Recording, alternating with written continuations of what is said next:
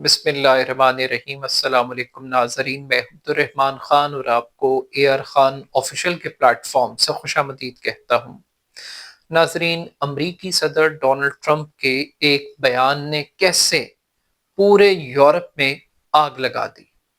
یورپی ممالک کی جانب سے امریکی صدر ڈونلڈ ٹرمپ سے معافی کا مطالبہ کیوں کیا جا رہا ہے؟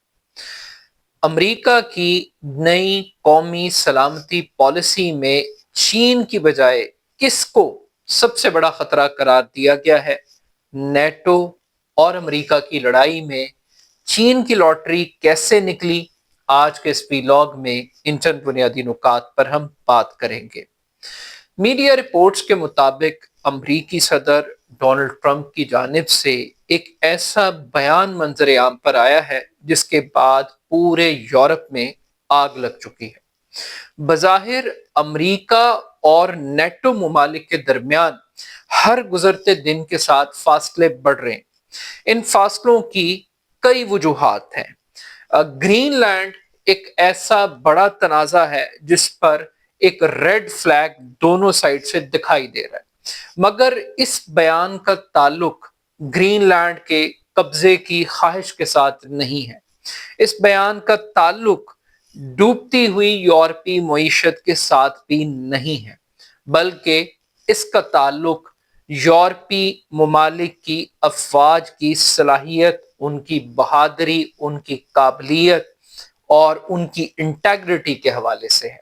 امریکی صدر ڈونلڈ ٹرمپ کی جانب سے ایک بیان میں جس کا مفہوم کچھ اس طریقے سے ہے کہ افغانستان میں نیٹو ممالک کی فوجیں اگلے مورچوں پر نہیں لڑ سکیں بلکہ وہ پیچھے ہی رہیں، یعنی کہ امریکی صدر یہ کہنا چاہ رہے ہیں کہ نیٹو ممالک کی فوجوں میں اتنی بہادری، اتنی دلیری، اتنی شجاعت نہیں تھی کہ وہ افغانستان میں فرنٹ فٹ پر دشمن کا مقابلہ کریں، اگلے مورچوں کے اوپر دشمن کو فیس کریں، اور یہ کام امریکی فوجوں نے کیا۔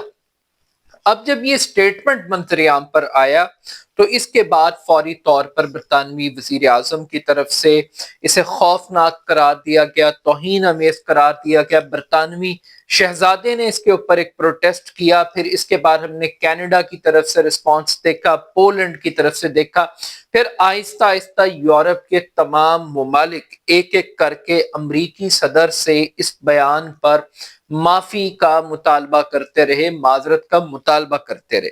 اب یہ بڑی ایک انٹرسٹنگ بات ہے کہ امریکہ نے جس ملک پر حملہ کیا ہمیشہ اپنے اتحادیوں کو ساتھ میں لایا، بلکہ انہیں استعمال کیا، اور افغانستان کے اندر بھی امریکہ اکیلا حملہ آور نہیں ہوا تھا، امریکہ کے ساتھ تمام نیٹو ممالک بھی شامل تھے، اور آرٹیکل 5 کا استعمال کیا گیا تھا افغانستان پر حملے کے لیے۔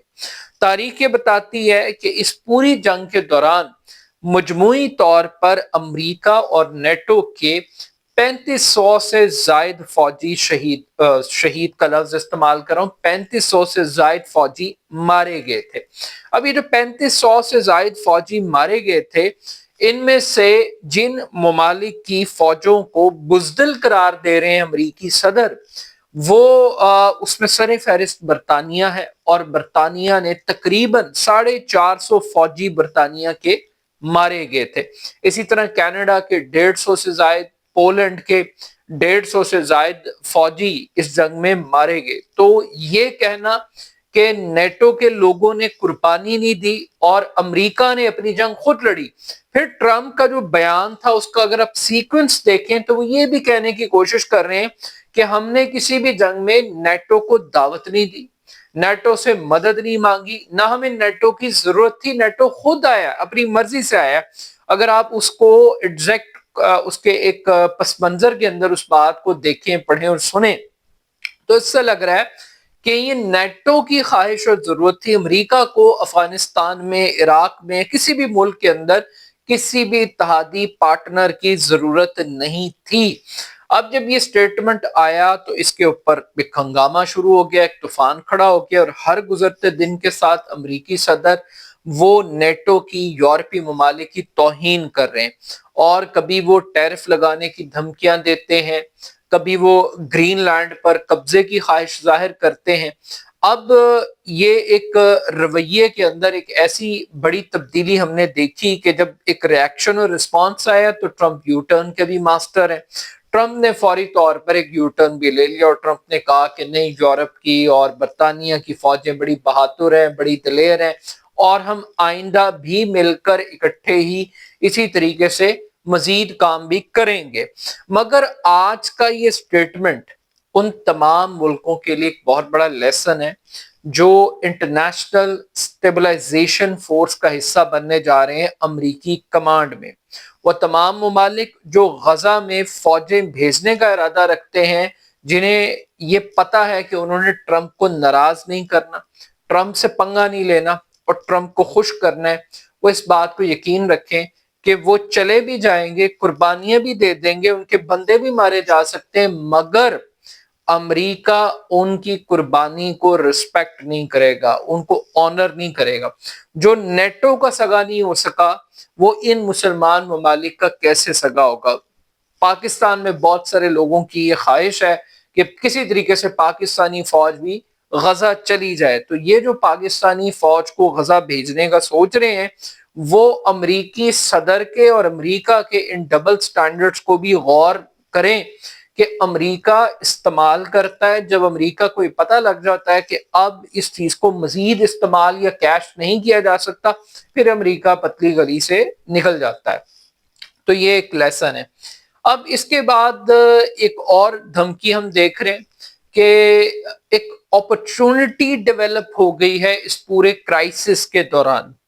اپرچونٹی یہ ہے کہ جب سے گرین لینڈ کا تنازع شروع ہوا، جب سے ٹیرف پالیسی کی ڈیبیٹ سٹارٹ ہوئی، جب سے امریکی صدر نے نیٹو کے بجٹ پر افواج کی کیپیسٹی کے اوپر کوسچنز اٹھانا شروع کیے ہیں، اسی وقت سے ایک آلٹرنیٹیو مارکیٹ کی ڈیبیٹ سٹارٹ ہو گئی ہے کہ امریکہ کا متبادل کیا ہے۔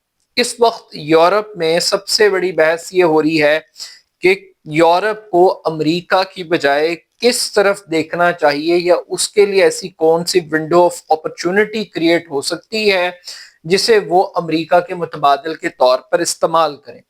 اور یہ ونڈو اپرچونٹی چین کی صورت میں منظر عام پر آئی ہے۔ چین بہت خوش ہے۔ وہ کام جو چین کو صدیاں لگتی، جس فاصلے کو طے کرنے کے لیے وہ امریکی صدر کی پالیسیز نے اور نفرت نے، انتقام نے، دھمکیوں نے اس سفر کو آسان بنا دیا۔ اب یورپ کے تمام ممالک وہ چین کی طرف دیکھ رہے ہیں، اور اس کی کلاسک اگزامپل کینیڈا کی ہے۔ کینیڈا کے پرائم منسٹر نے 10 سال میں پہلی مرتبہ چین کا دورہ کیا اور کچھ تجارتی ایگریمنٹس سائن کیے۔ اب ان تجارتی ایگریمنٹس کے اوپر بھی امریکی صدر کی جانب سے یہ دھمکی دی گئی ہے کہ وہ 100% کینیڈا کے اوپر ٹیرف لگائیں گے، اور ساتھ ساتھ جو صرف ٹیرف لگانے کی بات نہیں ہے، بلکہ اپنی ٹویٹ میں امریکی صدر نے کینیڈا کے پرائم منسٹر کو کارنی گورنر کہہ کر پکارا ہے، کینیڈا کے پرائم منسٹر کو۔ اب یہ جو گورنر کا لفظ ہے، اس کے پیچھے بھی ایک کہانی ہے۔ جس طرح امریکہ گرین لینڈ کے اوپر قبضہ کرنا چاہتا ہے، وہیں وہ یہ بھی چاہتا ہے کہ کینیڈا امریکہ کی 51ویں ریاست بن جائے، اور امریکہ کینیڈا کے پرائم منسٹر کو ایک گورنر کے طور پر، ایک کالونی کے طور پر ٹریٹ کرنا چاہتا ہے۔ تو انہوں نے کارنی گورنر کا لفظ استعمال کیا، اور انہوں نے کہا کہ یہ جو آپ ایک ڈراپ پورٹ تیار کر رہے ہیں کہ چائنیز مٹیریل وہ کینیڈا اترے گا اور کینیڈا کے ذریعے وہ امریکن مارکیٹ کے اندر ایکسیس حاصل کرے گا، تو ایسا ہوگا نہیں۔ ہم اتنے بے وقوف نہیں ہیں کہ ہم چائنیز پروڈکٹ کو کینیڈا کے تھرو امریکہ کے اندر انٹری کی اجازت دے دیں۔ تو اب کینیڈا کو بھی دھمکیاں ملنی شروع ہو رہی ہیں، مگر انٹرسٹنگ چیز یہ ہے کہ 10 سال کے بعد کینیڈا جیسا ملک پہلی مرتبہ وہ چین کے دروازے پہ دستک دے رہے ہیں۔ پھر اسی طریقے سے برطانوی جو پرائم منسٹر ہیں وہ بھی چین کا دورہ کر رہے ہیں اور وہاں پر بھی کچھ ایگریمنٹس سائن ہونے کے لیے جا رہے ہیں۔ اب یہ جو یورپی ممالک ہیں یہ چائنا ان کے لیے ایک سیف زون بن گیا، مگر حیران کن بات یہ ہے کہ جو پینٹاگون ہے جہاں پر امریکہ کی ڈیفنس پالیسی تیار کی جاتی ہے، وہاں پر اس سال 4 سال کے بعد ایک نئی ڈیفنس اسٹریٹجی وہ ڈیزائن کی گئی ہے۔ اس ڈیفنس اسٹریٹجی کی سب سے خاص بات یہ ہے کہ اس میں دشمن کو آئیڈینٹیفائی کیا جاتا ہے۔ 4 سال پہلے امریکہ کی سلامتی کے لیے سب سے بڑا خطرہ چین کو قرار دیا گیا تھا، پھر اس کے بعد روس تھا، پھر نارتھ کوریا تھا، ایک سیریز تھی، لیکن چین سب سے بڑا تھریٹ تھا۔ مگر اس مرتبہ حیران کن طور پر پینٹاگون کی جو ڈیفنس پالیسی ہے اس میں کہا گیا ہے کہ امریکہ کو خطرہ چین سے نہیں ہے، بلکہ امریکہ کو خطرہ داخلی خطرات سے ہے۔ تھریٹ جو ہے وہ داخلی انٹرنل جو ایشوز ہیں امریکہ کے، وہ امریکہ کے لیے زیادہ بڑا کنسرن ہے۔ اور اس کے ساتھ ساتھ انہوں نے اپنے اتحادیوں کے حوالے سے بھی یہ بات بتائی کہ امریکہ کے جو اتحادی ہیں، نیٹو ممالک ہیں، ان کو اب اپنا بوجھ خود اٹھانا پڑے گا۔ یعنی کہ بوجھ سے مراد یہ ہے کہ امریکہ ایک بڑی کنٹریبیوشن کرتا ہے نیٹو افواج پر، نیٹو کا جو ڈیفنس بجٹ ہے اس کو چلانے کے لیے۔ اب امریکہ کی ترجیح امریکہ کا ذاتی مفاد ہوگا، امریکہ گلوبل مفاد کو بعد میں دیکھے گا، امریکہ سب سے پہلے اپنے انٹرسٹ کو واچ کرے گا۔ تو اسی وجہ سے نیٹو یہ سمجھتا ہے، پینٹاگون یہ سمجھتا ہے کہ نیٹو ممالک کو اب اپنا بوجھ خود اٹھانا پڑے گا، امریکہ ان کا بوجھ نہیں اٹھائے گا۔ تو یہ بہت بڑا ایک شفٹ اوور ہے کہ آپ چین کو ڈکلیئر نہیں کر رہے کہ چین آپ کے لیے تھریٹ ہے، آپ کی کامیابی کے لیے، آپ کی اکانومی کے لیے، مگر دوسری جانب اگر کوئی ملک چین کے ساتھ ایگریمنٹ سائن کرتا ہے، ٹریڈ سائن کرتا ہے، تو آپ اس ملک پہ سینکشن لگاتے ہیں۔ تو یہ ایک پراکسی وار امریکہ لڑ رہا ہے چین کے اگینسٹ، کہ پالیسی میں براہ راست امریکہ چین کو کچھ نہیں کہہ رہا، لیکن اگر کوئی ملک چین سے کانٹیکٹ کرتا ہے، چین کے ساتھ ٹریڈ کرتا ہے، تو اس ملک کی خیر نہیں، اس کے اوپر 100% ٹیرف لگایا جائے گا۔ اور یہی چیز ہم روس کے ساتھ بھی دیکھ رہے ہیں کہ بھارت اگر روس سے تیل خریدنا چاہتا ہے تو بھارت کے اوپر بھی ٹیرف ملٹی پلائی کر دیا جاتا ہے۔ تو یہ ایک انڈائریکٹ اسٹریٹجی ہے کہ آپ اینیمی کے ہاتھ کاٹیں، ان ہاتھوں کو کاٹیں جو اینیمی سے ہاتھ ملانے کے لیے آ رہے ہیں۔ تو یہ ایک اسٹریٹجی ہے، لیکن یہ ہے کہ بائی ڈیفالٹ۔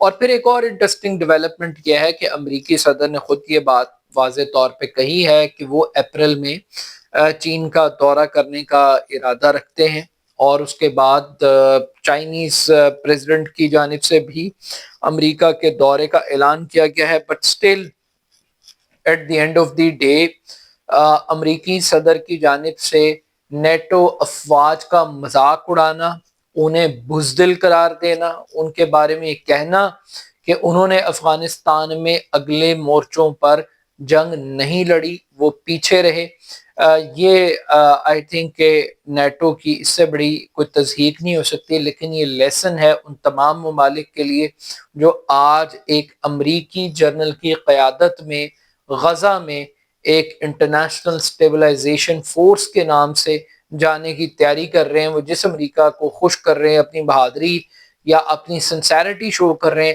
امریکہ کسی کا سگا نہیں ہے۔ جب تک نیٹو امریکہ کو فروٹس دے رہا تھا، بینیفٹس دے رہا تھا، تب تک وہ امریکہ کی آنکھ کے تارے تھے۔